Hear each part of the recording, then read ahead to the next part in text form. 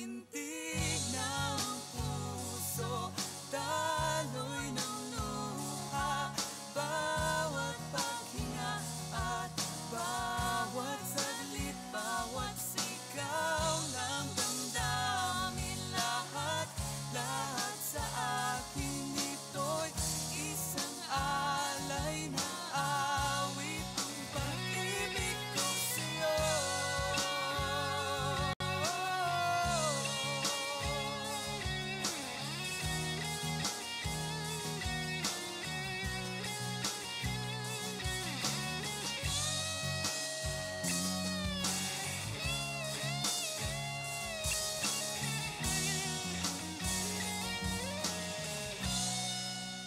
Bawat pintig ng puso, daloy ng luha, bawat paghinga at bawat saglit, bawat sigaw ng damdamin, lahat sa akin ito'y isang alay na awit. Bawat pintig ng puso, daloy ng luha, bawat paghinga at bawat saglit, bawat sigaw ng damdamin, lahat sa akin ito'y isang alay na awit, ang pag-ibig ko sa'yo. Ang pag-ibig ko sa'yo.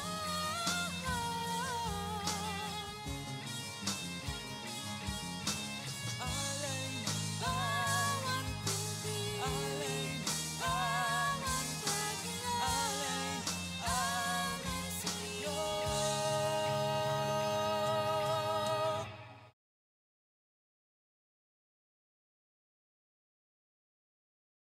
Magandang umaga po sa ating lahat. Ayan, mabuti po ang Panginoon sa ating buhay. Amen po ba? Maaari po ba tayong tumayong lahat? And pwede po bang maghanap kayo ng partner? Pwede po yung mga katabi ninyo. Ayan. Tapos pwede po bang magsabi kayo ng 3 bagay na pinagpapasalamat nyo sa Panginoon ngayong linggo?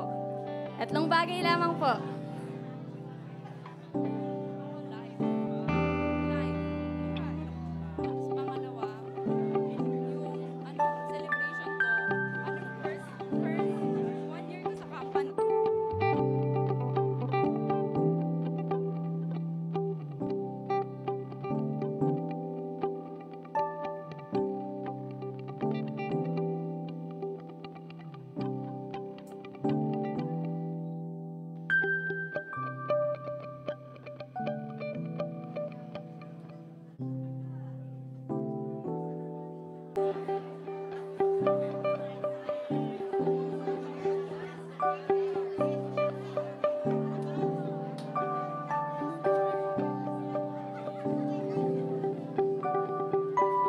Amen! Hallelujah! Lagi po nating sinasabi na kulang yung 3 bagay na ipagpapasalamat natin sa Panginoon. Kahit nga ngayon linggo lang po kulang po yung 3 bagay sa napakadaming ginawa pong mabubuti ng Panginoon sa ating buhay. Kaya po, lagi po nating tandaan sa pag-awit po natin sa Panginoon ngayon na kahit ano pong sitwasyon na nararanasan po natin sa ating buhay, ang biyaya niya po ay sapat na at higit pa. Kaya awitan po natin ang ating Panginoon. Hallelujah!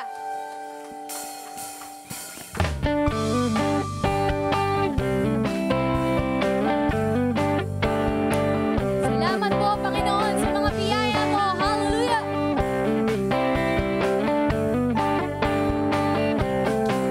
Di mangangamba sa kawalang pagpapala mo'y laging daan, di matatakot sa pangan.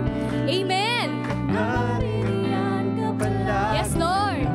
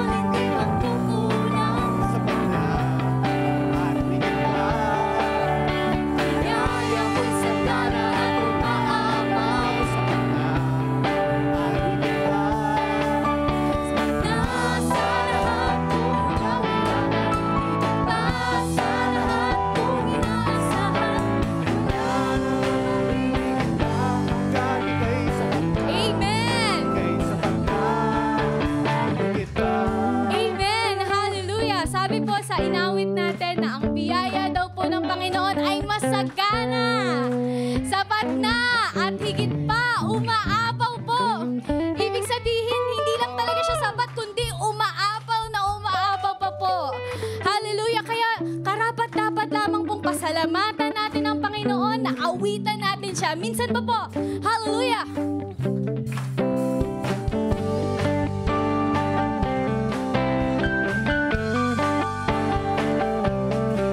Di magangamba sa kawalan, Pagpapala mo. Amen. Di kami mangangamba, Panginoon. Tatakot sa pangalan. Hallelujah! Naririyan ka palagi. Di magpipinag sa Pagsubok ang pagsama mo'y tiyak at tubos. Di mapipigil sa pag-awit, pagkat ikaw ay mabuti. Mabuti ang Panginoon! ikaw ay mabuti. Ikaw ang aking pastor, hindi magkukulang sa panahon. At higit pa, bigaya mo'y sagana at umaapaw sa panahon. At higit pa, sa lahat kong pangangailangan, higit pa sa lahat kong inaasahan. Wala nang ang mahigit pa pagkat ika'y sapat na. Ika'y sapat na. Oh, hallelujah! Hindi magkukulang sa panahon. At higit pa, bigaya mo'y sagana at umaapaw sa panahon. At higit pa, sa lahat kong pangangailangan, higit pa sa lahat kong inaasahan. Wala nang ang mahigit pa pagkat ika'y sapat na. Ika'y sapat na. Kalakasan ko ay ikaw. Yes, Lord! Kalakasan ko ay ikaw. Kalakasan mo ay ikaw ang gagalakan sa bibig. Minsan pa po. Amen! Hallelujah! Kalakasan ko ay ikaw. Kalakasan ko ay ikaw ang gagalakan. Lahat po ng mga kababaihan, sing! Kalakasan ko ay ikaw. Kalakasan ko ay ikaw. Kalakasan ko ay ikaw ang gagalakan sa bituin. Kalalakihan, sing! Kalakasan ko ay ikaw. Amen! Kalakasan ko ay ikaw.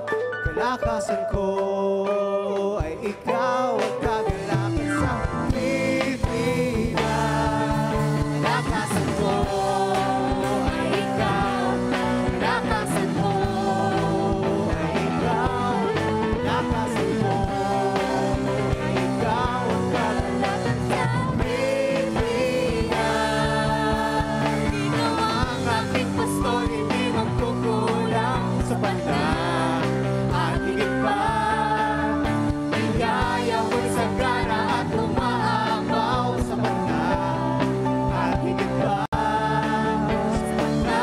sa lahat kong pangangailangan, higit pa sa lahat kong inaasahan. Wala namang mahigit pa pagkat ika'y sapat na. Ika'y sapat na. Wala na nga! Amen!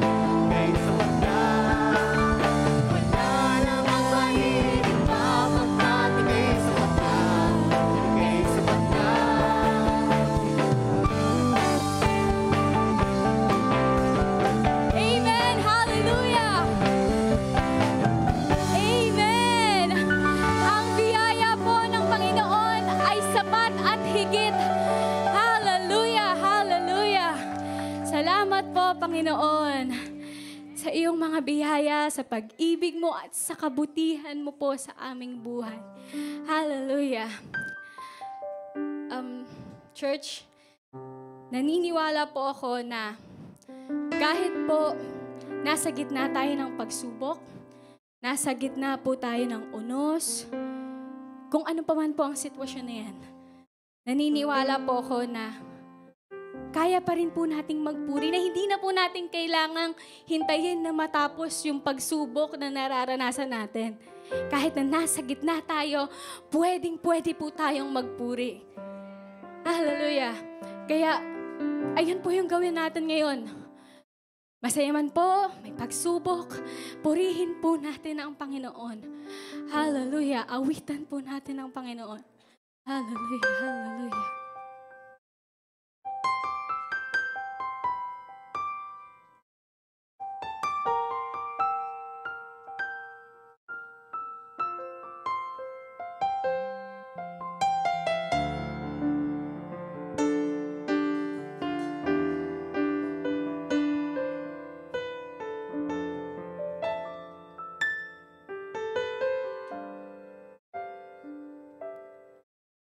Nagpupuri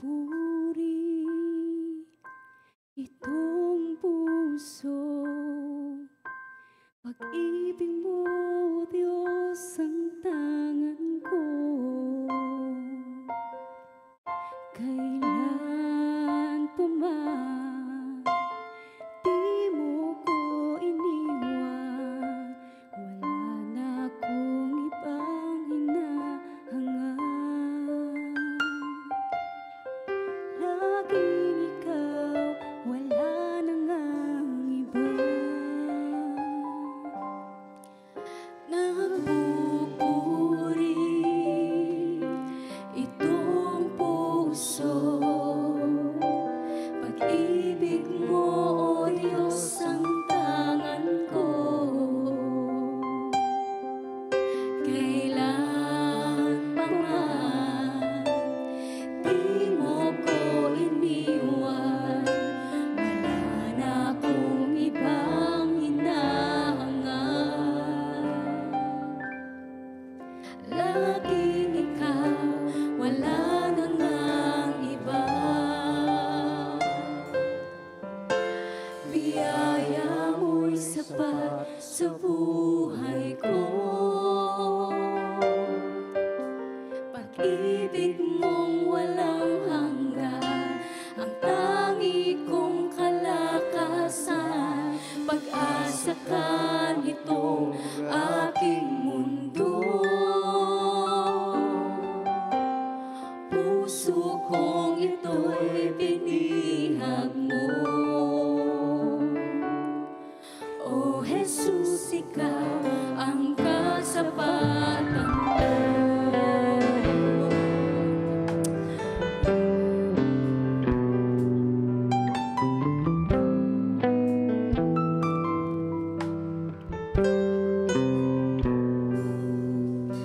Walang hanggan ang kabutihan mo. Tanig ka lang sa buhay ko'y inako mo.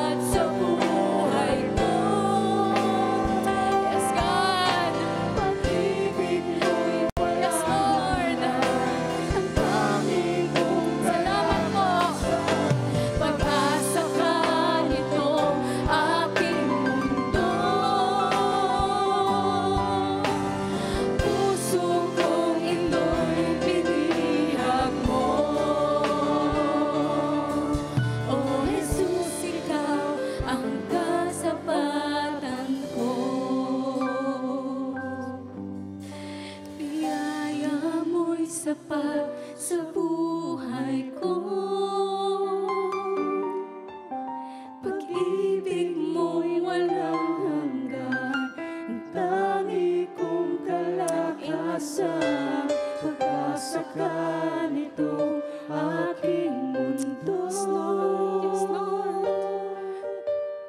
Puso kong ito'y binihag mo. O Jesus, ikaw ang kasapatan ko.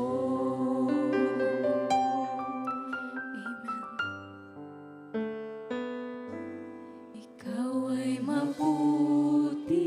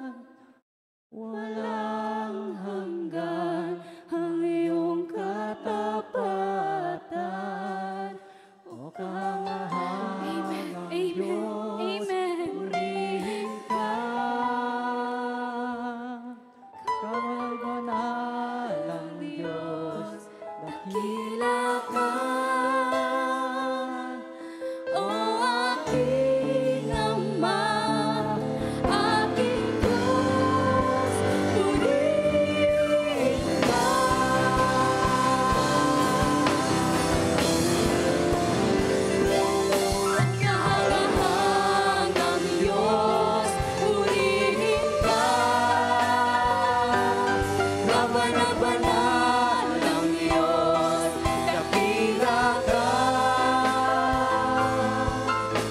Walang hanggan ang iyong katapatan. O kahangahangang Diyos, purihin ka. Kabanal-banal ng Diyos, dakila ka. O aking Ama, aking Diyos, purihin ka. Purihin ka, O Diyos! O aking Ama, aking Diyos, purihin ka.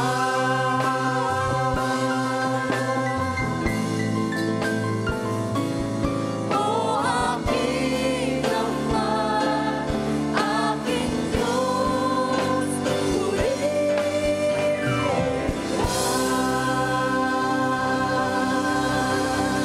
Amen! Purihin ka, O Diyos! Ikaw ay dakila! Ikaw ay banal! Hallelujah! Ikaw ay kahangahangang Diyos! Church, purihin natin ang Diyos! Hallelujah! Hallelujah! Pasalamatan natin ang Diyos! Oh! Praise the name! Hallelujah! Hallelujah! Oh! Mabuti ka! Mabuti ka! Oh, ang pag-ibig mo ay hindi naubos. Tunay nga, Panginoon, nakarapat dapat kang purihin, Panginoon. At itataas pa namin, Panginoon, ang pangalan mo ngayon. Mas lalakasan pa namin ang aming makapalakpak. Mas isisigaw namin ang pangalan mo. Mas ipagmamalaki namin yung kabutihan mo, Panginoon. Kasi tunay kang tapat at mabuti sa buhay namin, Panginoon. Hindi ka nagbabago, Panginoon. Mula noon hanggang ngayon, hanggang bukas, Panginoon, patuloy kang magiging tapat at mabuti. At higit-higit ka sa kahit anuman, Panginoon. Maraming salamat, Panginoon, sa buhay at sa pagkakataon na binigay mo sa amin ngayong araw. Maraming salamat, Panginoon, kasi dinalala mo kami sa dakong ito, Panginoon, upang makapagpuri sa iyo, upang makarinig ng salita mo, upang makapagbigay, Panginoon, ng aming buhay sa iyo. Maraming salamat, Panginoon, kasi tinawag mo kaming mga anak mo, Lord God. At salamat, Panginoon, kasi no one can snatch us from your hand, Lord God. Maraming salamat. Sa pagkakataong ito, Panginoon, kami po ay humihingi ng paglilinis sa puso at sa isip, Panginoon. Kung may nagawa kaming hindi karapat, dapat kaaya-aya sa iyo, pakalinisin mo nga po kami at ihanda mo, Panginoon, ang aming mga puso, ang aming mga isipan, ang aming mga pandinig, Panginoon, upang maunawaan namin yung nais mo sa amin ngayon, Lord God. Maraming salamat, Panginoon, maging sa mga kasama naming nanonood sa live stream services, Lord God. Lord, we pray that no barriers, Lord God, can hinder, Lord Jesus, your message and your miracles, Lord, na gagawin mo sa buhay ng nakikinig sa live stream service na ito. Ano mang sakit ng katawan, panghihina, Panginoon, pagagalingin mo, Lord God. Ano man pong mga problema, confusion, mga suliranin na pinagdaraanan, sa pangalan ni Jesus, magkakaroon ng katugunan, Lord God. Ano man pong mga gumugulo sa aming isipan, mga gawa ng kaaway, Lord, sa pangalan ni Jesus, sinasaway namin ang lahat. At ikaw lang po ang masusunod, ikaw lang po ang maghahari, Lord Jesus. We pray for this service. Lord, this is your service. Gawain mo po ito. Lahat ng tatayo sa entabladong ito, ikaw lang po ang sasambitin, ikaw lang po ang makikita. Sampu ng lahat ng mga iglesia na kumakatawan, Panginoon, sa iyong pangalan, Lord. Taas mo nga, ikaw nga po, Panginoon, ang magtaas ng pangalan mo sa mga services na ginagawa ngayong moment na ito, Lord Jesus. Para sa iyo ang gawain ito, Panginoon. At ikaw lang po ang in-expect namin. Lord, move mightily sa aming kalagitnaan. Move freely, Lord God. Manifest, Lord Jesus. May the Holy Spirit manifest sa lahat po, sa kabuuan ng gawain ito. Sa pangalan ni Jesus. Amen at amen. Sige po. Bago po tayo umupo, why don't you turn to your neighbor and for a solid minute po, pwede po bang magbigayan kayo ng testimony kung ano po yung ginawa ng Panginoon sa inyo within the week. Sige po. For a solid minute. Sige po, magkumustahan lang po tayo. Pakita natin that we are a family. Sige po. Yan. Lapitan niyo po medyo, wag na po yung madalas yung kasama, yung mga bago-bago. While the others po, may mga upuan pa po, may mga bakante. Huwag po nating paupuin yung mga bags natin. Yan.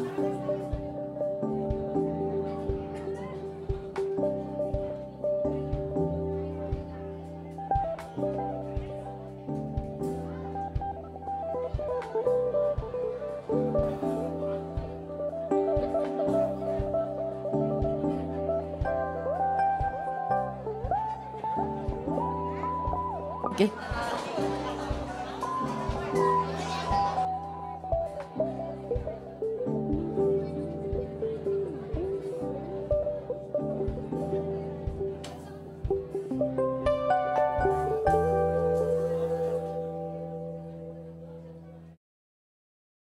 Okay.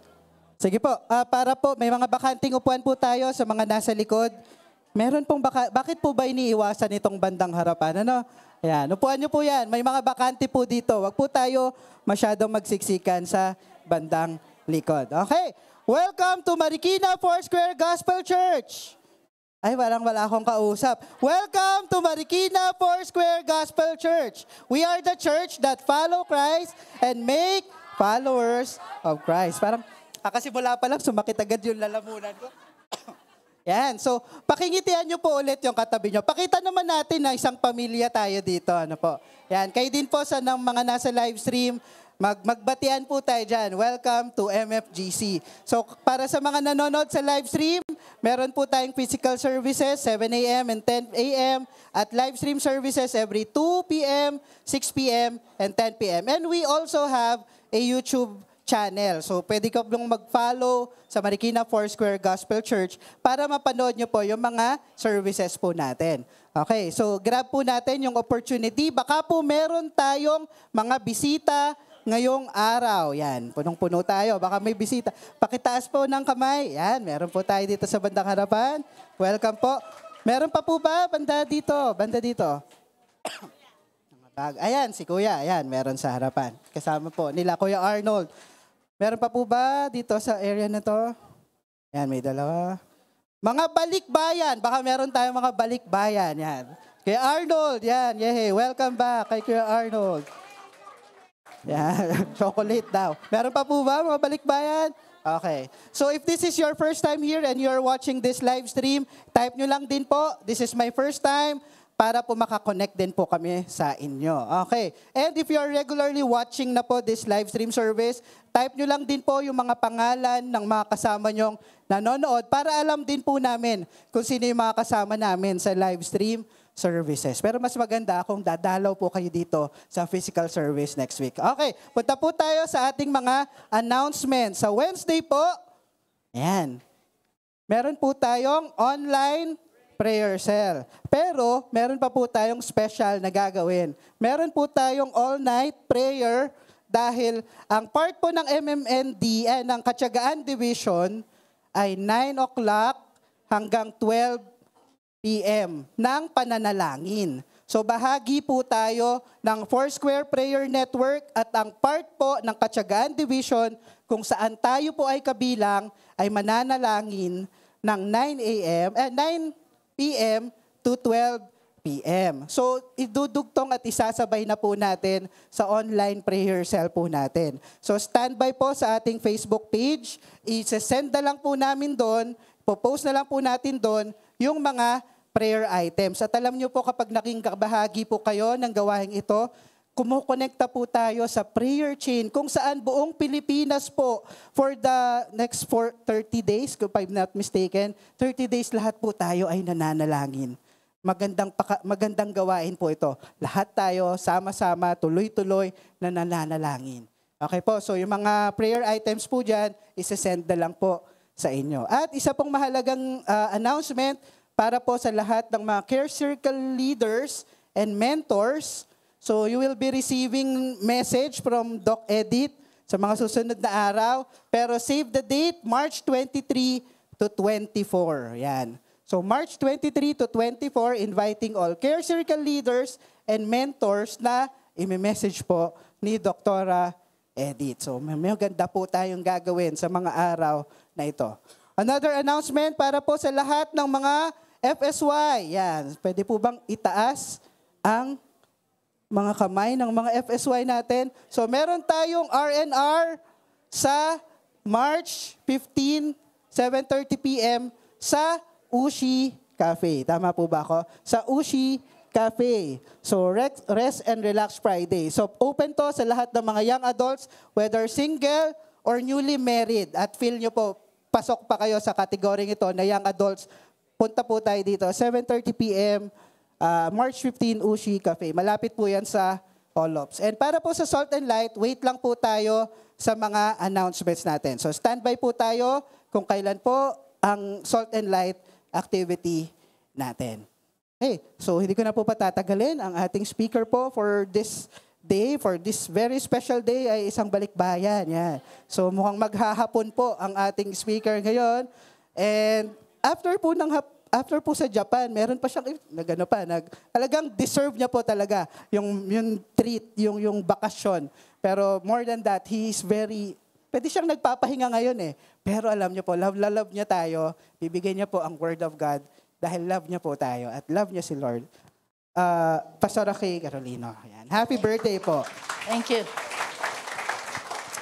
Praise God. Ohayo gozaimasu. Hanggang doon na lang. Tapos na. Salamat sa Diyos na tinulot niya na yung 60th birthday, March 10, linggo. First time kasi na March 10 sa naalala ko na linggo. Kaya praise God. Thank you, Lord. Para you can celebrate with me and I can celebrate it with all of you. Alright, diretso na po tayo sa ating sermon po ngayong araw na ito. So, ang focus ho natin for this month is that we are able to hear and obey the word of the Lord. So, may I see the Bibles brought today? Ayan. At medyo magba-Bible drill tayo. Sa Book of Jeremiah. Kaya pakitaas na lang po and our photographer will take picture of our Bibles up. Ayan. Tandaan niyo po yung kumukuha ng picture. Everyone na yan. Okay na. Tandaan niyo po yung kumukuha ng picture na yan. Siya po yung isang illustration ko ngayong araw na ito. Thank you po, Ate Melody Santos. Okay, pwede na po ibaba. Last Sunday, si Pastor Lito po was able to laugh with you and you laughed with him daw, sabi niya. At he talked about the word observe, that we need to observe the word of God. Kailangan siyang tignan na may pagtutuon ng pansin talaga, ano po, with extra evaluation po. Okay, bakit po natin ginagawa ito? So that we can love the Word more, we can love God more, we can understand His character more, and we can know His plan and will for our lives more and more para maging solid tayo. Kasi yun nga yung theme natin for the whole year, the solid rock. Okay, so when I asked for just a few minutes ng time ni Ate Melody Santos, sa ating head po sa ating pong photos and creatives na po, sabi ko sa kanya, kapag kumuha ng picture, ano yung focus mo? Ano yung focus mo talaga? Ano yung una mong ginagawa? Kasi hindi ako photographer. Iba sa inyo, budding photographer. Iba sa inyo talagang sanay na mag-picture. Alam niyo na lahat. And yung iba sa inyo, nakakachamba naman ng magagandang picture. Di ba? Sa inyong mga pagkukuha ng picture. Sabi niya, may 3 lang siyang binanggit. Pero alam ko, there are more. No po. Unang-una daw po ay composition. Okay, if you see like picture mo yan, Ate Melody. Kuha yan ni Ate Melody. So, ayan. Ayan. Okay. So, tinitingnan daw niya yung composition. Anong mga laman noon? Ano yung elements? What are the elements that she is including in the picture? Just like the Word of God, Ang dami hong elemento nito. Ang daming laman, ang dami hong contents na sa totoong buhay, sa mga nagpipicture, okay, kailangan muna nila ayusin yung kanilang focus para lang makita. Pero ito talaga, maayos na, organized na, kompleto na yung elements nito for our salvation, for our deliverance, for our redemption. Of course, hindi kasya ang karakter at persona ng Diyos sa librong ito. He's more than what this book says, but this is already complete for our salvation. Number 2 na kinoconsider niya yung lighting. So iba yung outdoor lighting because the outdoor lighting is more or less natural. Unlike the indoor controlled. Kasi may ilaw, ididim ba yan, iba-bright ba yan, okay? So, in the essence po ng pagtingin natin sa salita ng Diyos, we just thank God for the Holy Spirit being our enlightenment. Siya ho talaga sikreto kung bakit mo naintindihan ang salita ng Diyos. I remember Sister Amelia Gutierrez, one of our elders who was taken by the Lord already. Hindi ko makakalimutan yun. Hindi ko makakalimutan. Yun yung lagi sinasabi niya, basahin natin ang salita, with all emphasis, basahin natin ang salita ng Diyos. Kahit bago ka palang pag binasa mo to, hihingi ka ng liwanag mula sa banal na Espiritu. Ganun siya po, nung nagtuturo siya sa amin. Bata pa kami noon. And totoo nga po yun, kasi when you read the Word of God and you allow the Holy Spirit to give that enlightenment, na po yung liwanag, kahit nagsisimula ka pa lang sa faith, kahit matagal ka na sa faith, hindi nagdidim, hindi siya nababawasan ng degree yung liwanag na binibigay ng banal na Espiritu as we read the Word of God. Kumbaga, pag alam niya yung level ng iyong understanding, siya alam niya yung level mo lang. At alam din niya kapag parang marami ka na alam sa Biblia, hindi pa rin siya titigil na magliwanag para maintindihan mo palalo yung mga ibang bagay. So, composition, lighting,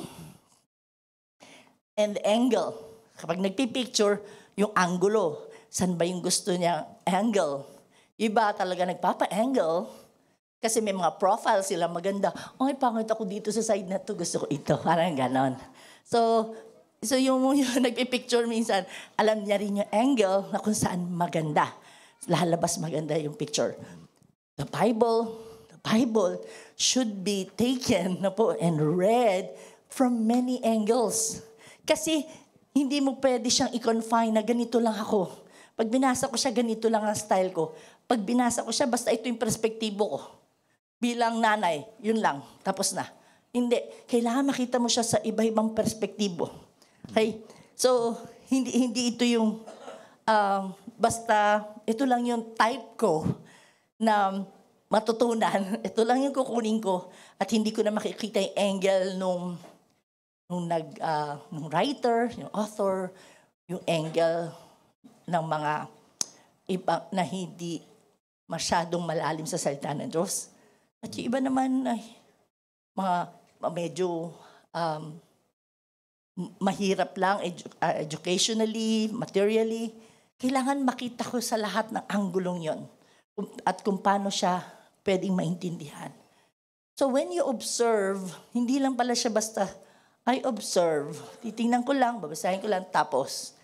Okay? Kaya ang ganda lang po, makita natin po ito in the final product. Ang final product na kinukunan ng picture, in the case of the Word of God, the final product and main message of the Word of God is none other than the redemption plan of God.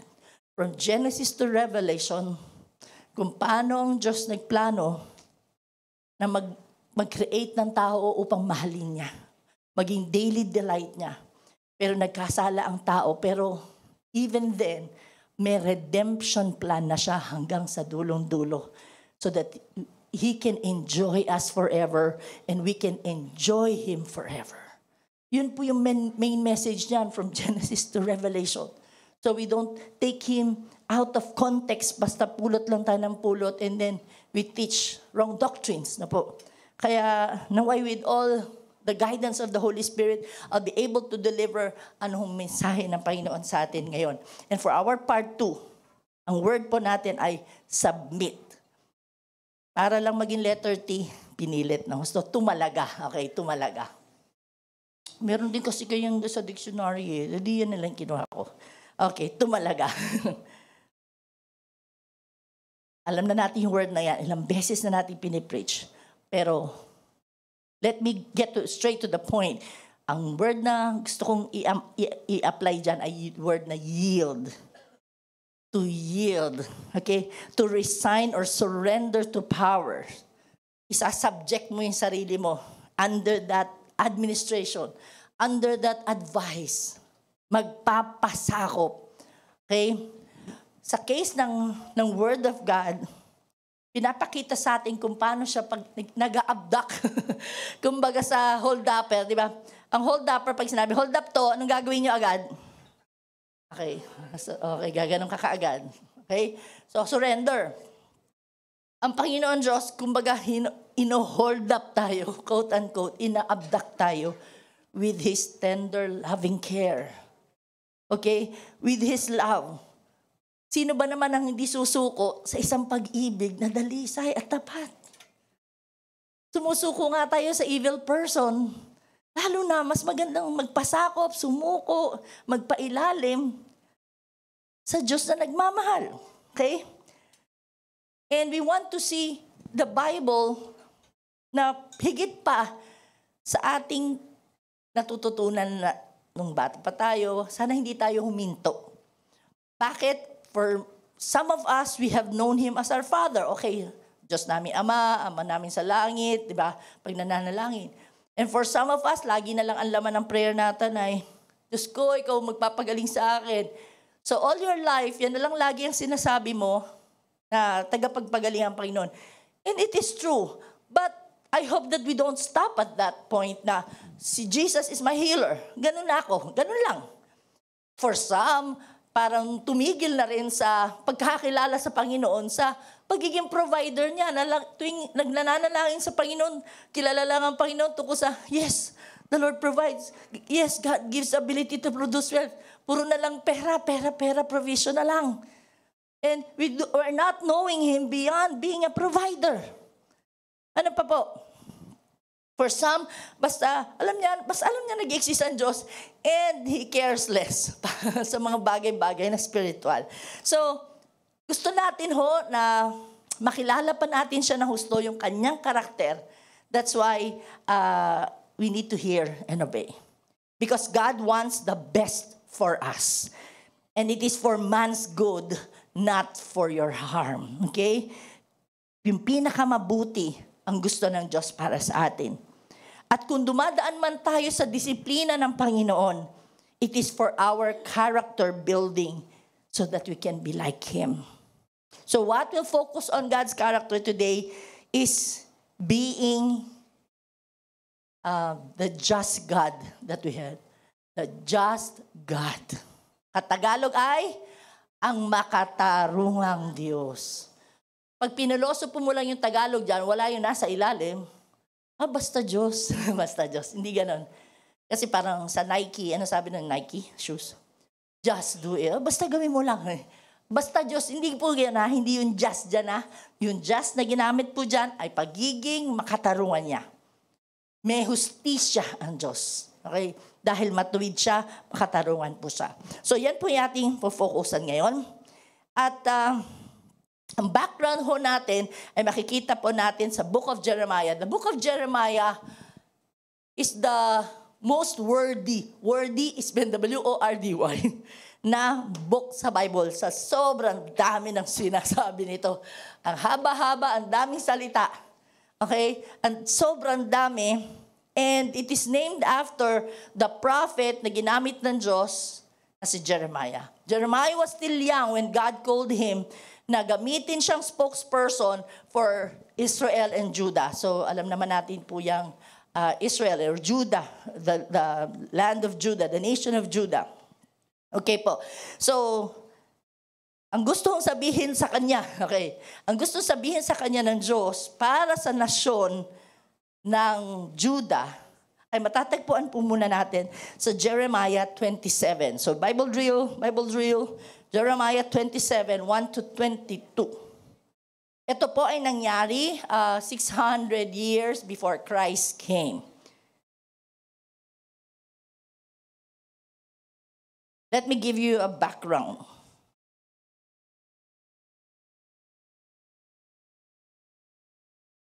So may pinapasabi po ang Diyos kay Jeremiah that Israel or Judah will be subjected to slavery for many years sa Babylonia na bansa.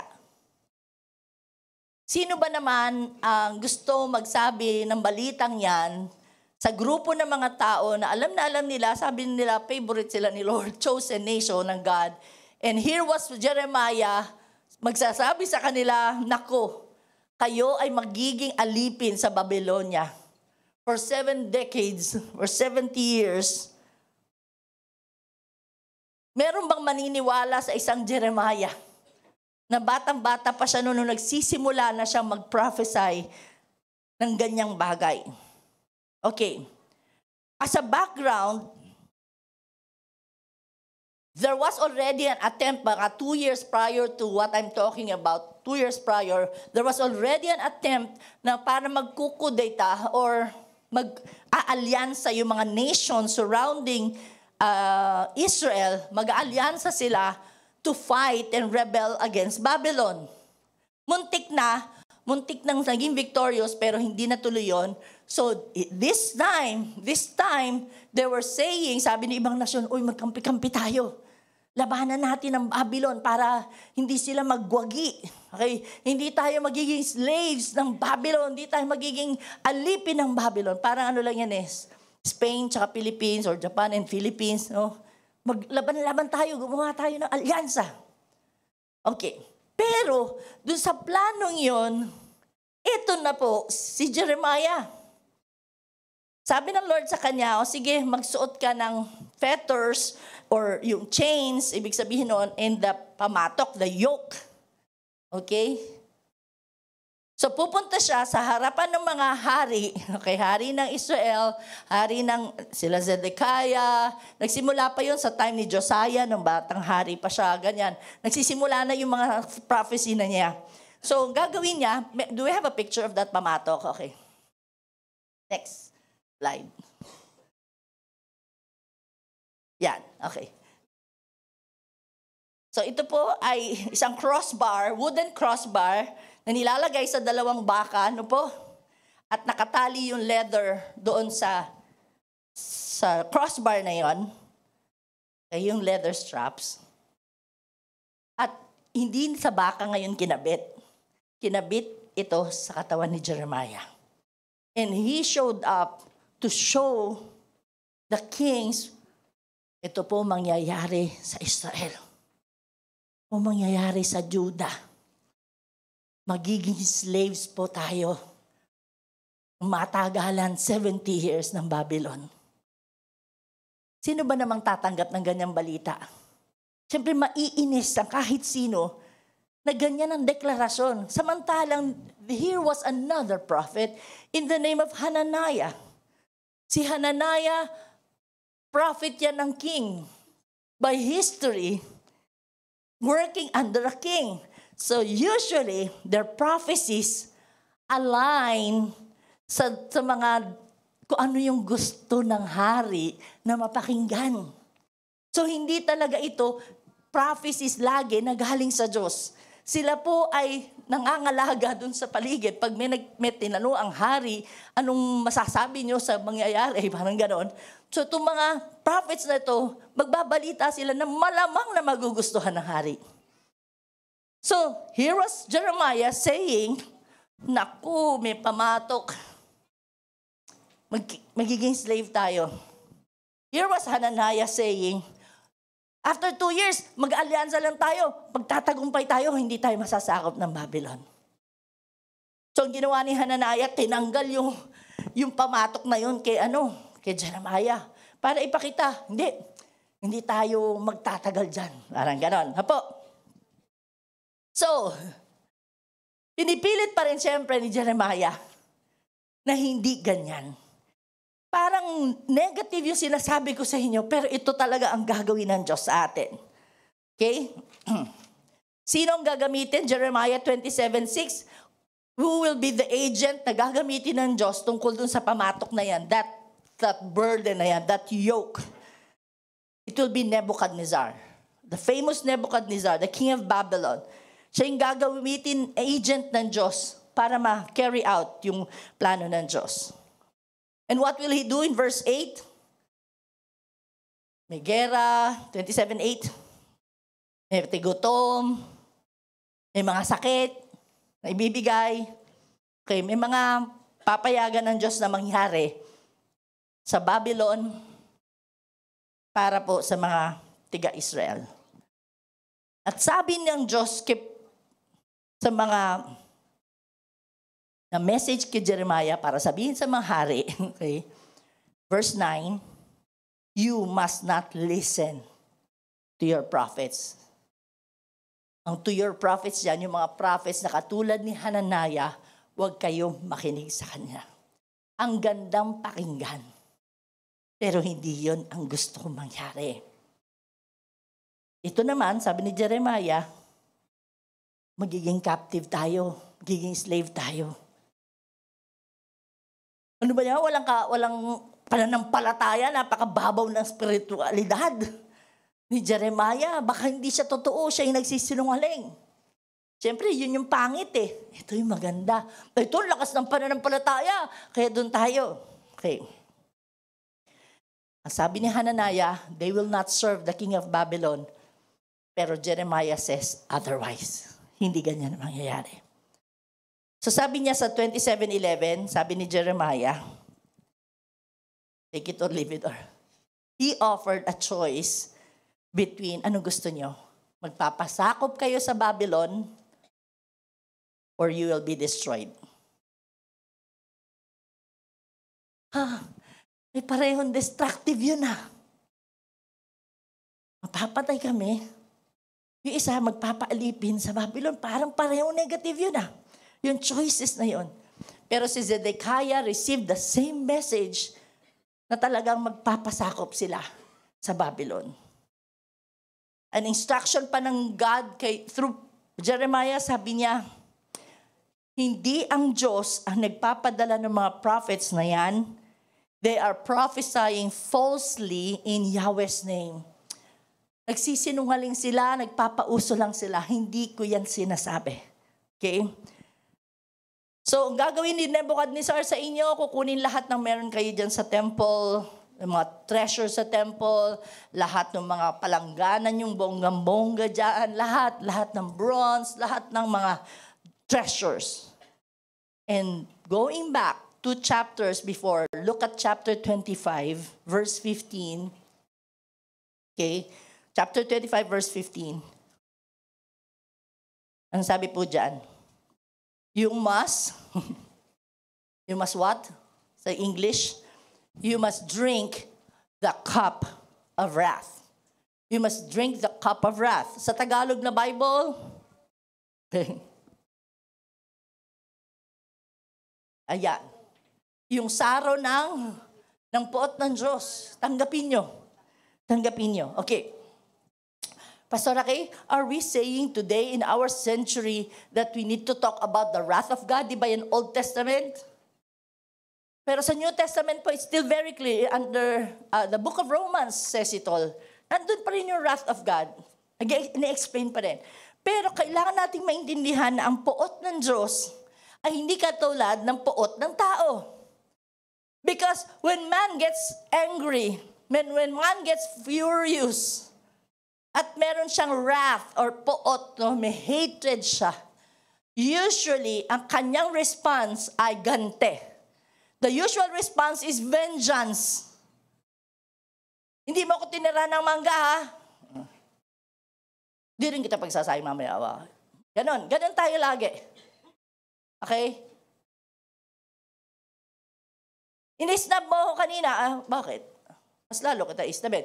Ganon tayo. Ganon yung natural human Anger. Lalo na po kapag sobrang serious na yung ginawa sa'yo. Siniraan ka sa kumpanya, kung ano-anong physical attacks against you, emotional attacks against you. Ang tendency of man, the wrath of man, ay vengeful. Pagganti. The human wrath is not a commendable attribute. Hindi katulad ng wrath of God. Ito po ay ginagawa niya because alam niya na kailangan mo makita yung kung ano yung nakakabuti at makakabuti sa'yo. And there was also in Romans 2:5, kung bakit may ganon, because your stubbornness, sabi sa Romans 2:5, but because of your stubbornness and your unrepentant heart, you are storing up wrath against yourself. Oops. Explain ko lang konti yon na hindi ko in-explain sa first service. Sabi sa Romans 2:5, ikaw na rin mismo ang nag-i-store, nagtatabi, nag-iipon ng puot against yourself. Kapag naging stubborn ka, kapag naging rebellious ka sa Diyos, ikaw yan. Kagagawan mo yan. Hindi dahil ang Diyos ay basta gusto lang niya mapuot. Hindi yun eh. Hindi yung ganong attitude, kundi yung kung ano yung ginagawa ng tao, yun yung nagkokos para itong attribute niya na wrath ay to come upon people kasi nga merong hindi pagkatuto, hindi niya alam kung saan yung level at degree na niya ng pagrebelde sa Diyos. So, ang wrath of God is to bring people to repentance. Kasi hindi nga sila repentant. Kasi matigas nga ulo. Kasi hindi nga nakikinig. They refuse to obey. They refuse to repent. So, the wrath of God, kailangang ilabas yun. Hindi dahil gusto niya mag-punish, kundi gusto niya matuto tayo. Okay. Ang sabi pa nga niya kay Jeremiah, don't hold back a word, Jeremiah. Don't hold back a word. Kung ano yung sinabi ko sa'yo, yun ang sabihin mo sa kanila. Masasaktan sila, magagalit sila sa'yo, but don't hold back a word. Kaya gano'n na lang si Jeremiah became a whipping prophet kasi habang ginagawa niya yung pinasasabi ng Panginoon, talagang walang naniniwala sa kanya. Nagagalit sa kanya yung mga tao. Bakit mo yan sinasabi? Bakit mo yan sinasabi? Okay? Kaya sabi dyan, italaga ninyo ang inyong mga buhay dahil kilala nyo ang Diyos na tumawag sa inyo. Magpasakop kayo sa Diyos na tumawag sa inyo. Kasi siya ang makatarungang Diyos. Submit to God because you know Him who called you. He is the just God. Makatarungan po siya. Okay. Wag nating iisipin that we will always be spared from consequence of the things that we do evil.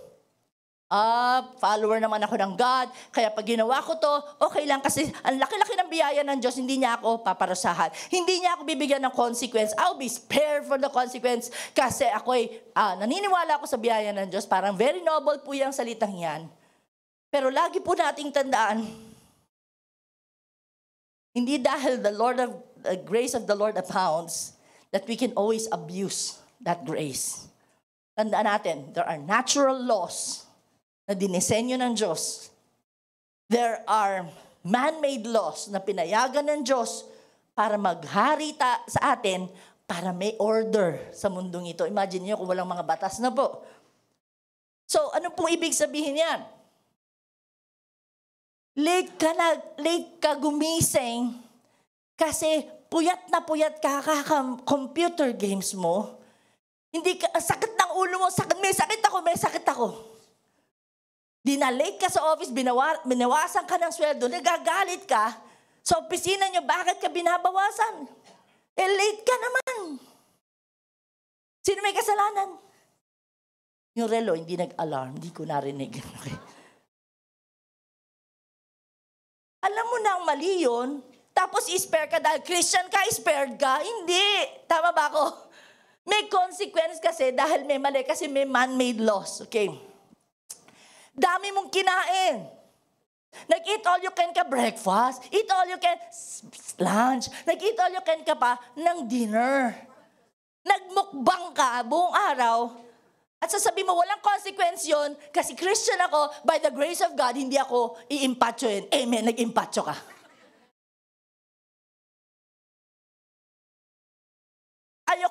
Ayoko lang na mag-tilt tayo dun sa yung grace ng Panginoon na gusto mong sabihin na i-spare ka lagi sa consequence kapag meron tayong mga ginagawang hindi tama. Lalo na sa mga natural law. Papainit tayo sa araw ng bonggang-bongga. Tapos, wala kang dalang payong lagi. Nagpabasa ka. Alam mo na, sa Pilipinas, natutuyuan ng pawis. Sa Amerika, hindi sila naniniwala dyan sa natutuyuan ng pawis. Pero dito, alam natin yan . Pawis sa pawis. Kaya tututok may electric fan sa likod. Ay, nako. Anong kasunod nun? Ganun na po yun. Diba? Pag pinabayaan mo yun, ibig sabihin, walang konsekwensya kasi born again ako. I am spared by the grace of God. Hindi . Okay? Meron talagang gano'n na consequence because there are laws. Okay? Di ka nag-submit ng project at gusto mo, 1 ang grade mo kasi scholar po ako. Sayang naman po yung scholarship. Hindi ka nag-submit ng project . Ginamit mo ng bonggang-bongga yung credit card. Minax out mo ang credit card. Swipe here, swipe there. Okay. You will end up sweep there, sweep here. Okay. Tinatawagan ka na ng sheriff, tinatawagan ka, ang dami ng email sa'yo. Masyado ka nag-enjoy, kaya nga tawag sa kanya, credit card. Tagalogin mo yon. Utang card yun, utang card. So, ibig sabihin, utang card yun. Hindi enjoy card yun. Hindi enjoy card. Utang card yun. Nandaya ka sa isang document. Okay? Sa English, you doctored a document. Dinoktor mo isang dokumento. Huli ka. Magagalit ka sa Diyos kasi hinuli ka ng pulis. Gagalit ka. Magagalit ka sa Diyos. Consequence yun . Tapos imamugshot ka. Hiyang-hiya ka. Diba? Binabarangay ka. Kasi yung aso mo, pinapupupo mo sa kapitbahay. Binarangay ka. Magagalit ka sa Diyos kasi nababarangay ka. Sino may kasalanan? Si Lord ba yung nagtapo ng pupo na yun sa kapitbahay? Hindi na. Dinadamay mo si Lord dun sa... You know, we just want to show ourselves, no? Makatarungan ng Diyos. Hindi siya, okay. Baka sumobra yung ano ko. Baka later, baka later pa yun. Sige, mamaya. Okay. Kapag talaga tayo ng buhay natin sa Panginoon, tinatanggap natin yung pagiging makatarungan niya. At pararanasin tayo, minsan-minsan, hindi ko sinasabing sa lahat ng panahon, gano'n, meron talagang mga moments talagang, wow, pinalagpas ako ni Lord doon. Diba? Na palo. Diba? Hindi naman tayo araw-araw na mamalo sa ating mga anak. Hindi naman . Minsan sinasabihan lang, okay na tayo. Diba?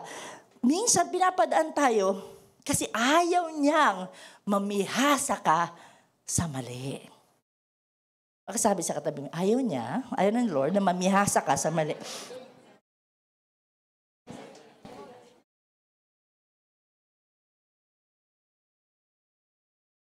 Because wala kasing spoiled brat sa kanyang kingdom. Next slide. Spoiled ka na lahat na lang na gusto mong gagawin mo. Kasi punong-puno ako ng grasya ng Panginoon. What we need to do is to yield to His plan, to His word, as we face the consequences. Okay, Lord. Masyado ko inabuso ang aking katawan, kung ano-anong nilalagay ko dito na mga bisyo. Kaya itong problema ng lungs ko, problema ng liver ko. Diba? So, yun po yung ibang natural consequence po At ang maganda doon, we just yield to it and then continue to seek His will, continue to seek His healing. And you will see na hindi mo kailangan magrebelde sa Diyos kasi alam mo rin na may ginawa ka rin na mali. At hindi mo na kailangan i-justify. Mas maganda yun na sinasabi mo na, Lord, nagkasala ako sa ganitong bagay. Masyado naging promiscuous ang aking buhay. Sobrang sex here, sex there, sex everywhere. And you get the venereal disease, you get the STD. Don't blame God. Don't blame God. You accept that may consequence po talaga the evil things that we do, pero yun biyaya ng Diyos, hindi niya inaalis. Kahit ikaw ay dumadaan doon sa consequence, yun po yung sinasabi natin. Kompleto pa rin ang biyaya ng Diyos kasi tutulungan ka pa rin niya na sa pinagdaanan mo yun, He lightens the load of our burdens. Kaya magandang pamatok, yung pamatok ng pagpapasakop. Ulitin ko po yun.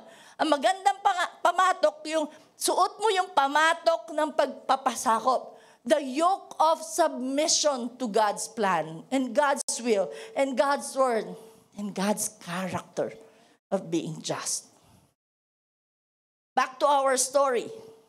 Nung sinasabi na ni Jeremiah sa kanila, gagawin kong katulad ng Shiloh ang lugar na ito. Shiloh was the temple before the time of the kings, okay? Wala pang mga king noon. Dinestroy ng Diyos yan because again, the wickedness of that na ginagawa nila sa temple. Kaya sinasabi, okay, let's read that para mas maganda. Jeremiah 7:3-15. Jeremiah 7:3-15. Open your Bibles. I'll give you time to open. Jeremiah 3:17. Mali. Jeremiah 7:3-15. Jeremiah 7:3-15. Ito ang message ni Lord na makapangyarihan sa lahat, ang Diyos ng Israel. Magbago na kayo ng pumumuhay at gawain para payagan ko kayo magstay dito. Yung magstay dito, doon po yan sa Israel, ha? Huwag kayo magpapadaya sa mga salitang ito. Ito, ang templo ni Lord. Ang templo ni Lord. Ang templo ni Lord. Kasi pinagmamalaki nila kasi yung temple na yon sa Shiloh. Kung totoong magbabagong buhay kayo at titigil na sa mga dati niyong ginagawa, kung magiging makatarungan kayo sa bawat isa, kundi na kayo mang-aapi ng mga foreigners, mga ulila, mga byuda o papatay ng mga taong walang kasalanan sa lupain ito, at kundi na kayo magwa-worship sa mga Diyos-Diyosan na mga dahilan ng kapahamakan nyo, hahayaan ko kayo magstay sa lupaing binigay ko sa mga ancestors nyo para maging property nyo forever. Please take note that I'm reading from the Pinoy, the modern version, Pinoy version. Verse 8.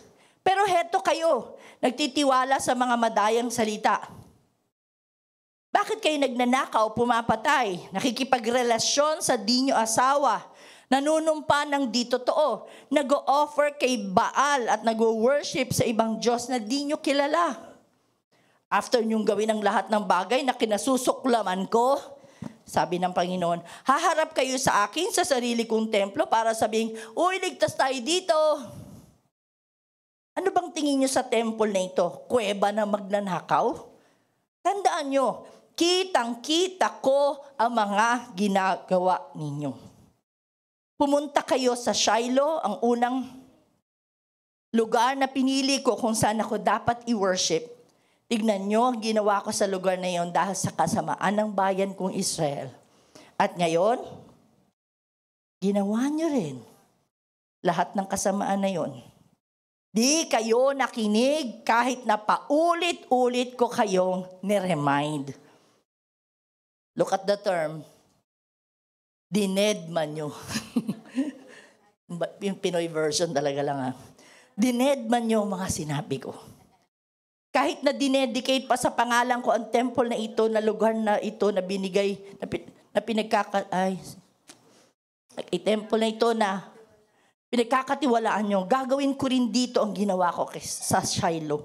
Wawasakin ko ang lugar na ito na binigay ko sa inyo at sa mga ancestors nyo, gaya ng ginawa ko sa Shiloh. Papalayasin ko kayo sa harapan ko kung paano pinalayas ko lahat ng mga kamag-anak nyo na nagmula sa angkan ni Ephraim. Akong si Lord ang nagsasabi nito. Nung sinasabi po ito ni Jeremiah, he was accused of being a false prophet. Hindi ka totoo. Hindi ka totoong prophet. Kasi masyado ka nega. Puro negative yung sinasabi mo. So, nagkaroon na po si Jeremiah ng death threats because of this. Pero ang hindi napansin ng mga tiga-Israel ay yung conditions para hindi na mangyari sa kanila sana. Ang pinansin lang nila, yung consequence na pinapayagan ng Diyos na mangyari sa kanila na 70 years. Yun na lang ang focus nila. Salbahe to si Jeremiah. Slavery sa Babylon. Hindi tama. Ang hindi nila pinapakinggan, ano bang gusto ng Diyos? Mag-repent kayo kasi. Tigilan nyo na kasi yung ginagawa nyo. Idolatry, adultery, lahat. Yung injustice nyo, inaapi nyo yung ibang tao, inaapi nyo yung mga ulila, inaapi nyo yung mga byuda. Salamat sa Diyos sa verse na ito. Okay. Ang tinignan lang nila, paparusahan kayo na Diyos. Parang ganun ang perspective nila. Hindi nila maisip na punong-puno naman ang kahabagan ng Diyos. Sariwa nga bawat umaga eh. Binanggit sa Lamentations chapter 3 yun. Sa gitna nung pinagdadaanan ng Israel, ang habag ko, sariwa bawat umaga. Kaya, balik loob lang kayo sa Panginoon. Ituwid niyo yung inyong lakad. Hindi niyo dapat nararanasan tong consequence na to. Hindi nga eh. Hindi nga ganun na nangyayari. Okay. Jeremiah 8:5 and 6. Jeremiah 8:5 and 6. Because they refuse to return. They haven't spoken rightly. They haven't asked, what have I done? Ayaw nilang bumalik sa Panginoon. Mali-mali yung sinasabi nila tungkol sa Panginoon Diyos. Salbayan Diyos. Nagagalit ang Diyos. Sobra naman. Ganyan ba ang Diyos? They haven't really spoken rightly about God. At ang masaklap pa, wala nang nagtatanong na, Panginoon, ano po kaya nagawa kong mali? Hindi na sila nagtatanong kasi nga, namihasa na sa mali. Kapag namimihasa ka sa mali, sa tingin mo, ito ay nagiging tama. Na hindi na ba tayo nagsasabi na, Panginoon, ano po yung maling nagawa ko para mailapit ko sa inyo at mahingi ko po ng tawad. Minsan, alam nyo naman na yun eh. To your face, sinasabi na ng Panginoon. Nagmamaang-mahangan pa tayo. At kunyari, hindi natin alam. Pero alam naman natin, sabi ng Diyos, alam ko naman yung ginagawa nyo eh. Hindi alam nila pastora, hindi alam ng mga pastor dito, hindi alam ni mga kircirkel, pero alam ko yung ginagawa mo. Mga karumal-dumal, gawain karumal-dumal sa Diyos. Okay. So what do we do? Jeremiah 29:4-9, submit to God's character. Character which is just and righteous and loving at the same time. Hindi balanse ho siyang Diyos. Hindi po siya nakatilt. Okay? His character does not just tilt to the extreme. Okay po? At nakadepende lang yon when he feels like it. I feel like being so gracious today. Okay, palalagpasin ko lahat yung mga ginagawa mo. Okay naman, I feel like being so angry at you today. Hindi po siya dependent sa pakiramdam niya. It's an attribute. Ito po ay karakter ng Diyos na matuwid, makatarungan, na may balanse hong pagmamahal. Hindi siya yung dito lang na titignan mo lang siya na talagang nagagalit ang Diyos sa akin. Ako, sobrang galit siya sa akin. Talagang hindi niya ako pinapatawad dahil sa nakaraan ko, playboy ako masyado noon, kaya galito ko. Walang magkagusto sa akin ngayon dahil playboy ako noon. Ang tingin mo sa Diyos, ay kaya kami baon sa utang kasi ganito. Salbahe ang Diyos. Bakit yung mga mayayaman, pinayayaman pa, alam ko naman korap sila. Ako pa masipag dito, ganon. So, parang lagi ka nagtatampo sa Diyos, parang gusto mo pakita na laging galit ang Diyos. On the other hand, ito namang nandito sa napupuno ng grasya ng Panginoon. Love ako ni Lord. Kahit anong salbahe ko talaga, love ako ni Lord. Totoo yan. Pero hindi ibig sabihin yan, palalagpasin ng Diyos lahat ng ginagawa mo na hindi ka nakakaranas ng consequence. Paano ka matututo? Meron ba namang magulang na pinalagpas lahat na ginagawa ng kasalbahihan ng anak? At pagmamahal na sinasabi natin yun. Kaya ang tawag natin doon, you are spoiling the children, di ba? Kasi hindi mo pinapansin na nagkamali na siya. Walang ganun, walang spoiled brat sa kingdom ng Diyos. Okay. God's response was based on His character and not just His moods, His feelings na po. At mong sabihin sa Lord na, Lord, feel mo yata parang in the mood ka to, punish me. Don't ever tell God that way. Yung mga ganung salita na po. His response is not to provide an immediate escape from the difficult situation, but to help you prosper in the midst of your current situation. Na kahit may pinagdadaanan ka, kahit na yung physical mo ay being attacked because of your past sins, kahit na ikaw ay talagang babad sa utang, kahit by the thousands lang yan or millions yan, kahit na ikaw ay tuloy-tuloy yung mga nagbibigay sa iyo ng insomnia, okay? Bibigay sa iyo ng sleepless nights. Pansinin nyo, hindi ka agad tinatanggal paminsan-minsan ng Panginoon, hindi ka tinatanggal dun sa sitwasyon. Pero sa gitna ng sitwasyon na yon, binibiyayaan ka ng Panginoon ng kanyang pag-ibig at nalalagpasan mo pa rin yung mga bagay. Na kahit nababad ka sa utang, nakakapagbigay ka pa. Kung sino yung kailangan ng tulong, siya pa yung tumutulong. Kung sino yung may sakit, siya pa yung nagpe-pray for the sick people.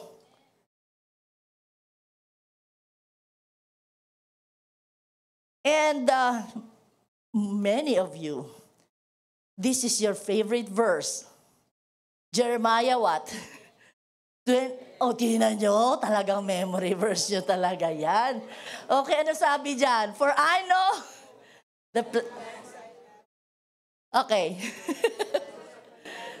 Plans to prosper you, not to harm you, but to give you.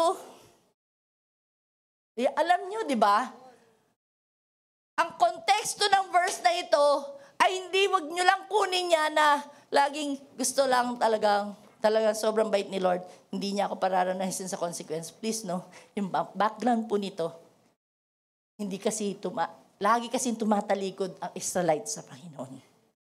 Pero kahit na magiging slave sila sa Babylon, magiging slave sila, padadaanin sila sa palo ng slavery sa Babylon for 70 years, ang gusto pa rin sabihin ng Panginoon sa kanila, tilang mga anak, daanan nyo lang yan.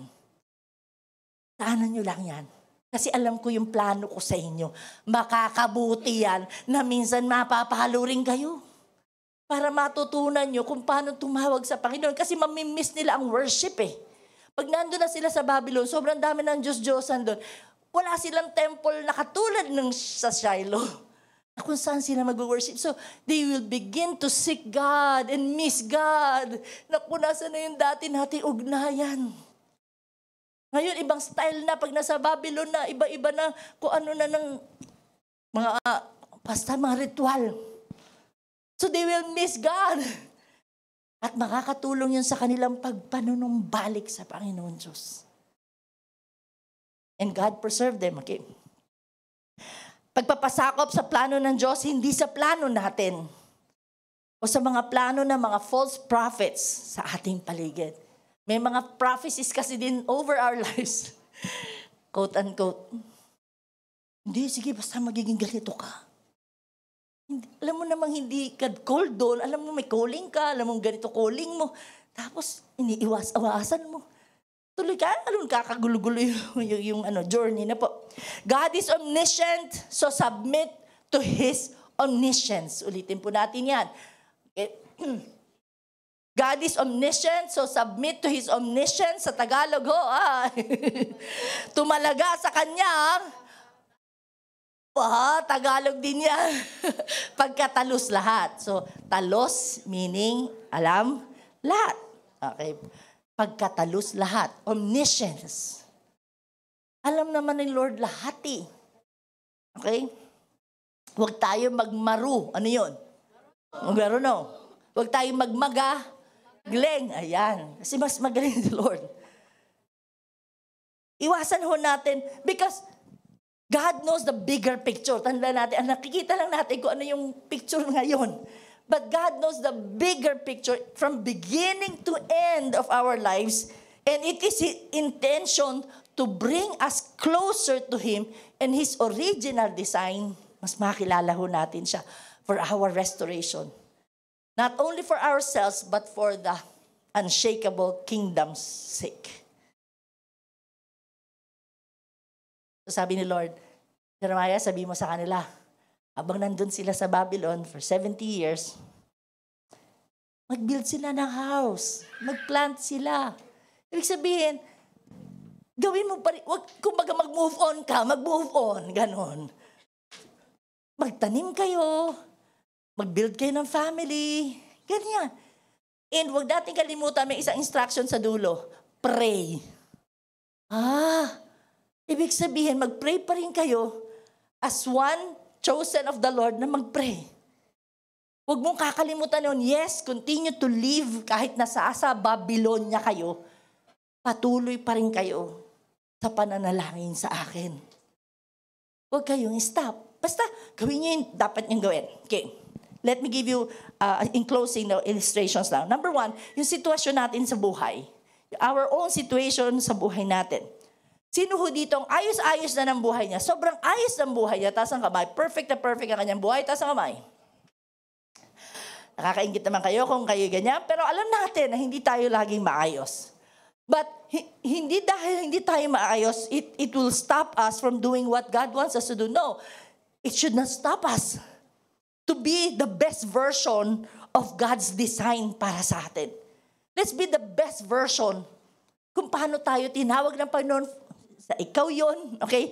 Isaiah 30:18-19 says, say, yet the Lord longs to be gracious to you. Therefore, He will rise up to show you compassion.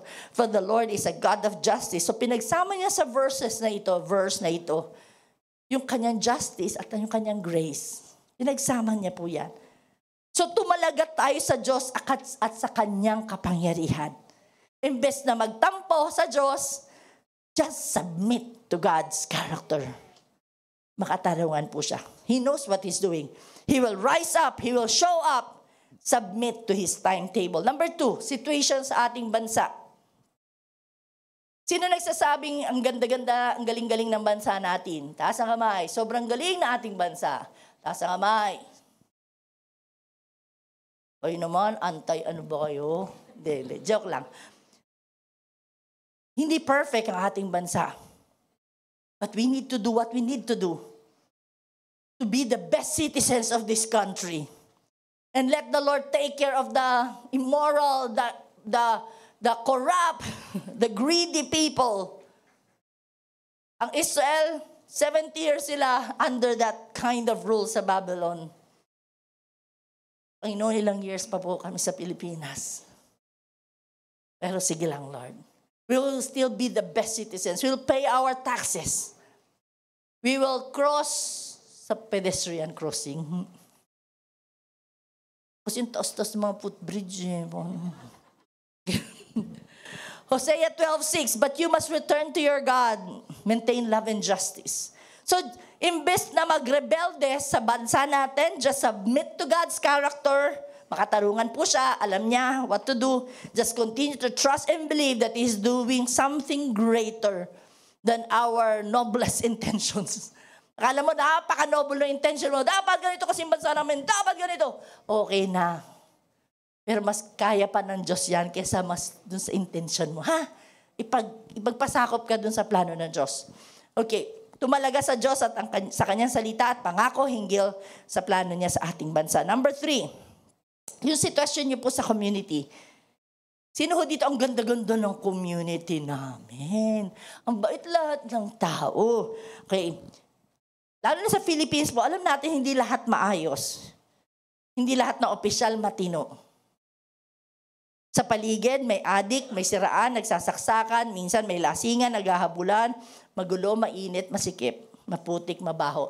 Maricel Soriano lines yan. Pero kapag magpasakop sa plano niya, tutulungan ka niya na maging strong in the midst dun sa ganong community. We continue to become the salt and light. Hindi lang yung youth yun Each of us, we are the salt and light for people to see Christ. We make Jesus Christ known to our community. Ecclesiastes 3:17, God will bring into judgment both the righteous and the wicked, for there will be a time for every activity, a time to judge every deed. So imbes na magwalang pake, walang bahala, just submit to God's character, makatarungan po siya, continue to do good to the people around you, work hard, live with moral integrity, and let God be your avenger. Kung may mga salbahe kayong mga kapitbahay, let God be your, paki-flash natin, avenger. At tayo naman ang kanya magiging, ay wala ba ako nun? Ayan. Imbis na maging avenger po tayo, lovenger. Okay? Let's love them. Let's make gante with love. Okay?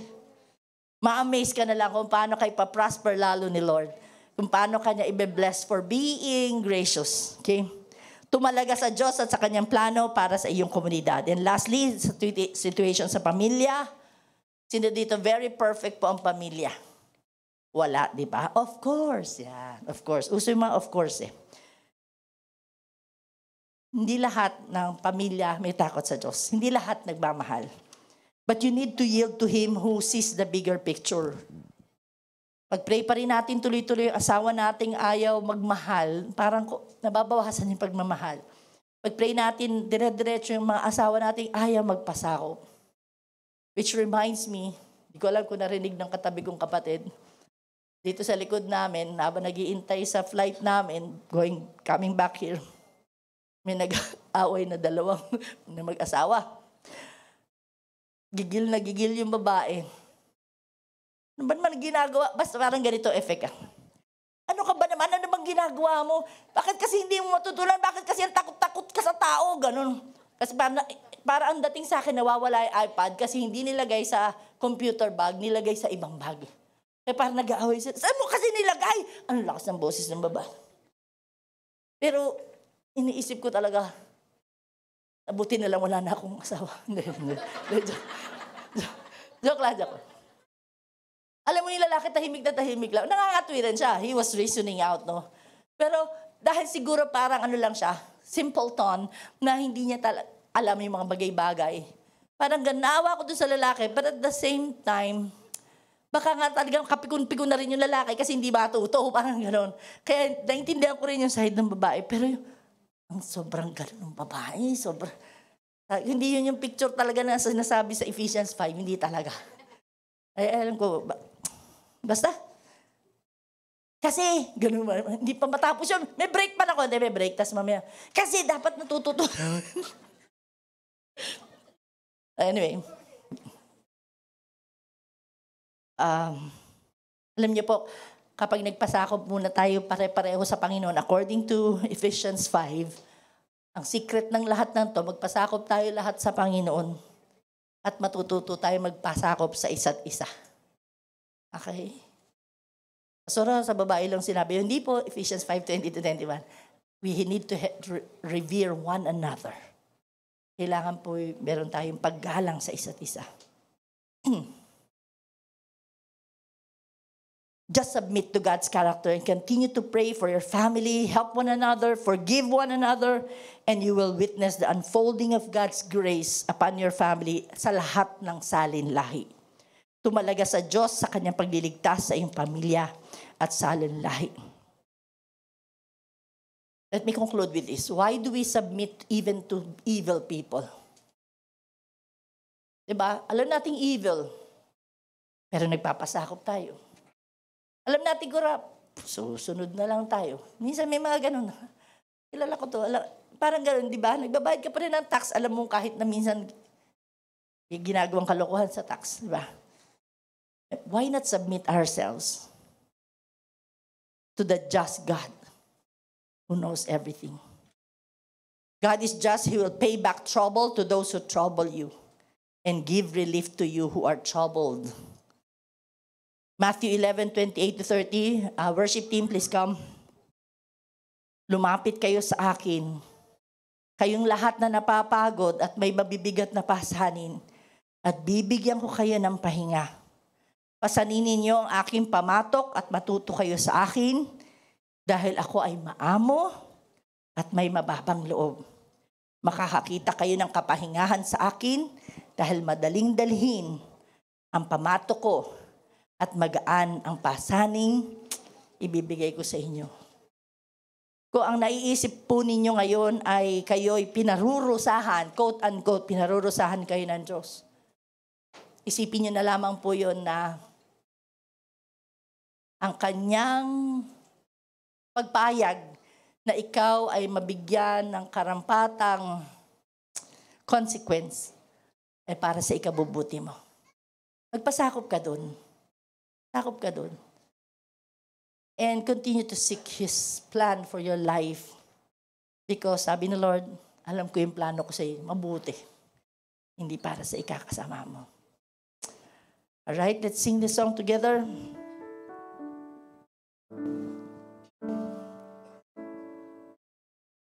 The song, please. Alam kong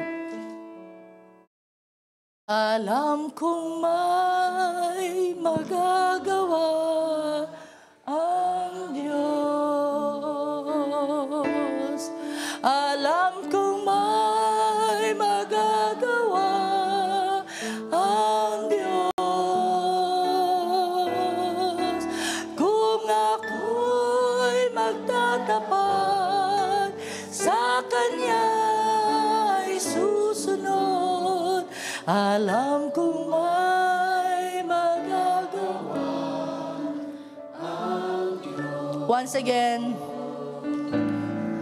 Alam kong may magagawa ang Diyos.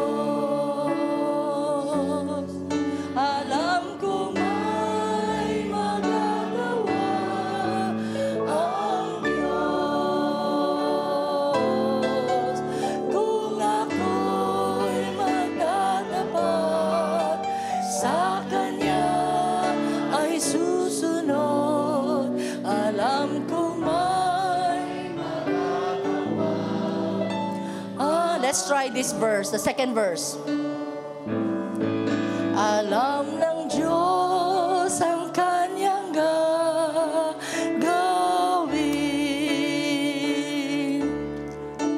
Tunay ngang makakabuti sa akin.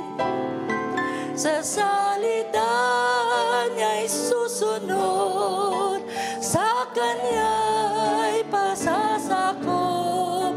Alam ng Diyos ang plano niya sa akin. For the last time, alam ng Diyos. Alam ng Diyos ang Kanyang gagawin. Kung may pinagdadaanan po kayo na konsekwenso, alam ng Diyos yun, ikakabuti mo yan. Magpasakop lang po tayo sa pamatok ng Panginoon. Sa salita niya'y susunod, Sa Kanya'y pasasako. Alam ng Diyos ang plano niya sa akin. Let's bow our heads. Just raise your hand to the Lord. Panginoon, alam mo yung buhay namin. You know our lives. You know how we have been living our lives.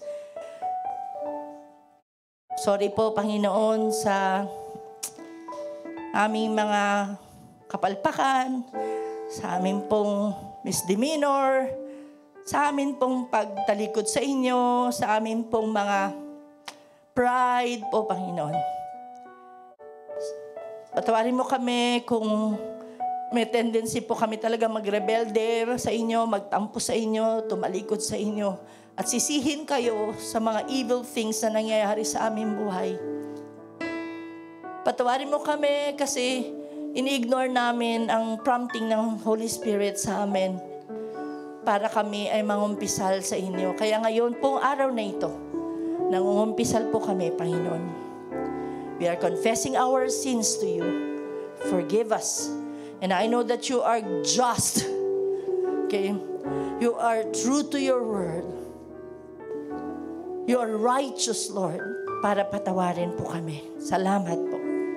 At naway magsimula muli kami, Panginoon, na lumakad na may papasakop sa iyong pamatok, Panginoon, na pinagaan mo na dahil sa krus ng Kalbaryo, Panginoon. Burdens have been lifted in Calvary. Kaya tuwing nakakaranas po kami ng tukso mula sa dyablo, na para lagi po kaming maging defeatist, Panginoon, sa buhay dahil parang hindi niyo po kami mahal. In the name of Jesus, I speak deliverance from this, and we will be victorious from the victory that you have already done on the cross. Salamat po, salamat po. I speak blessing upon each one, Panginoon Diyos, na nasa bulwagang ito, at pati yung na manonood sa live stream, Panginoon Diyos. I speak blessing upon you as an individual, upon your family, your community, and the nation where you live. Thank you, Lord, for what you have done today and what you will do to us. In Jesus' name we say, Amen, Amen. Palakpakan po natin si Lord. Thank you, worship team.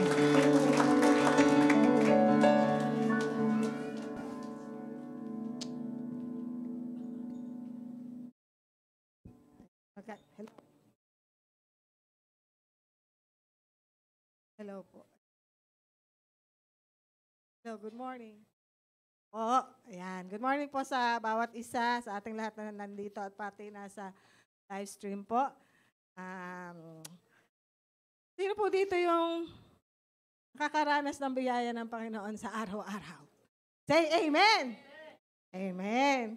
Sino po dito yung handang sumunod sa sinasabi ng Panginoon? Say amen! Mas malakas! Ayan. At dahil po dyan, ayoko na po mag-challenge kasi sabi na po lahat ni Pastora, kung hindi pa po tayo na-bless doon sa mga na-share po ng ating mahal na Pastora ngayong araw, ang dibdib po natin siguro ay sintibay ng bato. Diba? Yung may gano'n. May commercial din ako, sintibay ng bato. Anong kasulugdog kadugtong nun? Ayan, sige po. Itaas po natin ang ating mga kaloob at ibigay po natin ng may papuri at pasasalamat sa pagsunod sa sinasabi sa atin ng Panginoon. Father God, marami pong salamat, Panginoon, sa reminder again. Hindi po magsasawa na kami po ay matuto, Panginoon. Salamat po sa patuloy na reminder kung paano kami lalakad na matuwid ng ayon sa iyong kalooban. Help us, O God, i-correct mo po ang aming mga puso, aming mga isip. Patuloy ka po, Panginoon, na pumatok sa puso ng bawat isa. Patuloy na manahan ang banal na espiritu nang sa gayon magkaroon po kami ng kagalakan, Panginoon, at kagaanan sumunod sa lahat ng iyong pinapagawa sa bawat isa sa amin. Sa lahat po ng aming kaloob nawa, Panginoon, magamit, Panginoon, sa ikalalago, Panginoon, at marami pa pong ma-reach na mga tao, Panginoon, na hindi nakakakilala sa iyo. Marami pong salamat. This we pray in the mighty name of Jesus. Amen. Amen.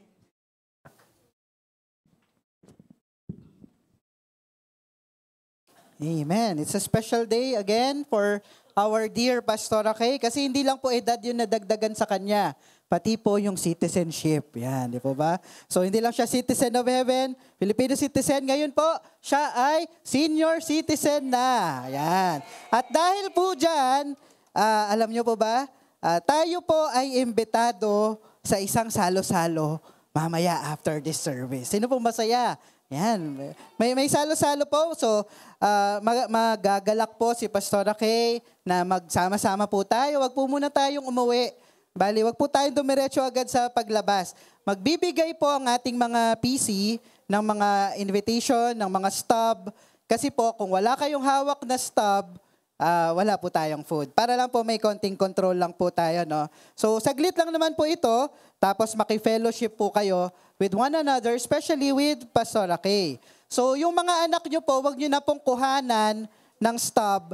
Kasi kung nasa children's church po sila, meron na po silang food doon. Kumain na po sila doon. So, tayo-tayo po dito. Tapos, if you have gifts, kung kayo po ay may mga regalo, pwede nyo pong iabot sa kanya doon, sa ibaba. May mga iikot din po sa atin na magbi-video. So wag naman, kumbaga, maki-join po tayo, magbigay po tayo ng greetings. Pag inalok po tayo na magbigay ng greetings, bibidyoan lang po tayo saglit. If you want to give her notes or LG or kahit ano po, abot nyo na lang po sa kanya personally. So yun po. And stay lang po kayo after ng benediction kasi po pipila po tayo according to age. Yan, syempre, dahil senior po yung may birthday, senior din po ang mauuna mamaya sa pila. Okay po. Pero dalawa po yung pila natin. Bakit po natin ginagawa? Para medyo organized po tayo sa ating pagbaba. Pero bago po yan, meron po muna tayong picture taking and video panandali. May babanggitin lang po tayo. Una muna, itong gitna. Yan, sige, tawagin ko si Ate Melody. Yan. So, ang sasabihin nyo po, syempre, magpipicture muna tayo, no? Sa gitna muna. Sasabihin nyo po, Happy birthday, Pastora Kay! Senior na! Woo! Gaganon kayo. Dapat yung senior, yung masiglang senior naman po. Hindi yung ano So, medyo, yan. Tayo lang po natin si... sige, trial po muna. 20% na! Ganon. Ayan, 20%. na. Sige po. Happy birthday, Pastora Kay! Senior na! Tapos, woo! Yan, sisigaw po kayo. Practice. Pero Ready? picture muna. Yan.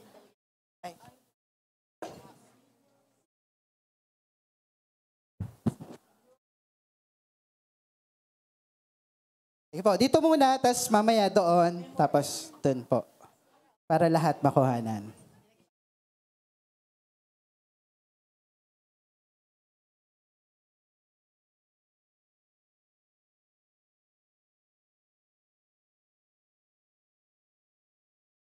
Lalahatin na. Okay, sige po. Ipapanorama daw po. Picture muna tayo, panorama. Sige po, turo niyo si Pastora Kay. Yan. Okay, walang gagalaw.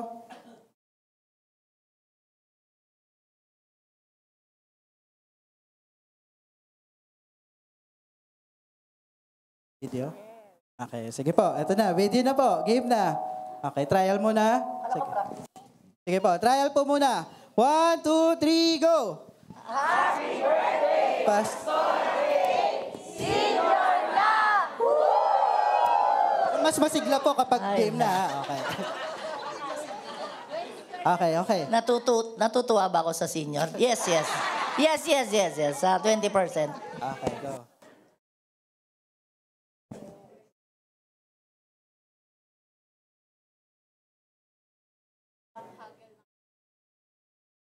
Pan mo na lang yung video din. O, lahat kasama. 1, 2, 3.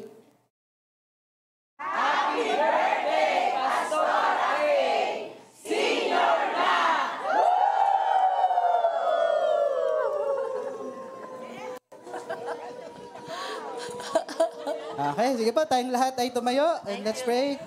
Thank you po sa inyong lahat. Taas po natin ang ating mga kamay for the benediction. Salamat, Panginoon, sa kabutihan mo, sa mensahe na inyo'y binigay. sa pagpapala mo sa amin, and even for the life of Pastora kay Lord God. As we depart from this place, pansamantala, Panginoon, may the love and grace of the Father, yung palaging pagsama, yung wisdom, Panginoon, yung pag-ibig ng iyong anak na si Jesus, the conviction, the comfort, the fellowship of the Holy Spirit be with us. In Jesus' name we pray. Amen. Sige po, pila po muna tayo. Sige po, makakaupo muna lahat. Pila po muna at lahat po ng mga senior citizens muna ang bababa. Opo muna ang hindi